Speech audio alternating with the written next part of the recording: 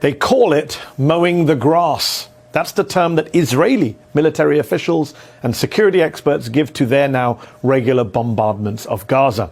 Mowing the grass.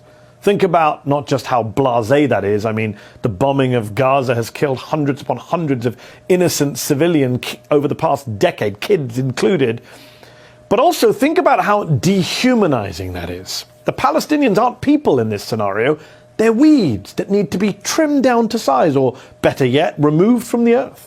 To quote David Weinberg, an Israeli security analyst and former government advisor writing in the Jerusalem Post last year, quote, "If you fail to mow the grass, weeds grow wild and snakes begin to slither around in the brush."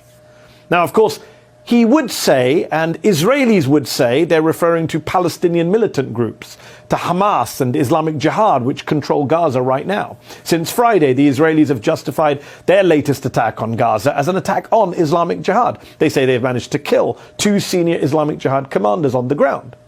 But they've also, again, killed multiple innocent Palestinians in the process, including a 5-year-old girl on Friday.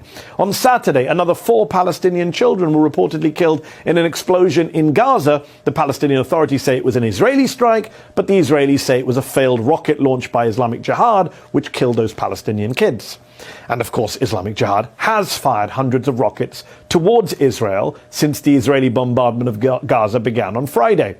Tonight, it seems, thankfully, there is a mutually agreed ceasefire in place. But every time there's violence in Gaza, I want to remind you of some context that you may not see elsewhere. Gaza has been blockaded and besieged by the Israelis with Egyptian help since 2007. The people of Gaza have been essentially abandoned by the rest of the world, both the Western world and the Muslim majority world. More than 2 million people live crowded in a 141 square mile patch of land that even the former conservative British Prime Minister David Cameron once referred to as an open-air prison.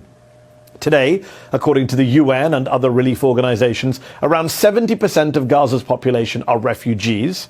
50% of all Gazans are under the age of 18. The unemployment rate there is 47%, and for young people more than 60%. 59% of Gazans live in poverty. And yes, violent groups like Hamas and Islamic Jihad control daily life in the Strip. And yes, they have been accused by human rights groups of committing crimes against their own people and against innocent Israelis. But the Israeli government, with an assist from the Egyptian government, controls Gaza's land borders, territorial waters, and airspace. Their blockade, according to UN experts, is a form of collective punishment. Also, according to the UN, the Israelis may have disengaged from Gaza in 2005, but they still technically occupy Gaza under international law. And according to human rights groups, they carry out regular, devastating airstrikes on Gaza, as they did last year, which Human Rights Watch said may amount to war crimes. We can't just ignore all that and go back to ignoring Gaza because there's a ceasefire now in place and just wait for the next time that Israel wants to mow the grass there. Quote, "I would like Gaza to sink into the sea, but that won't happen, and a solution must be found," Israeli Prime Minister Yitzhak Rabin was reported to have said in 1992.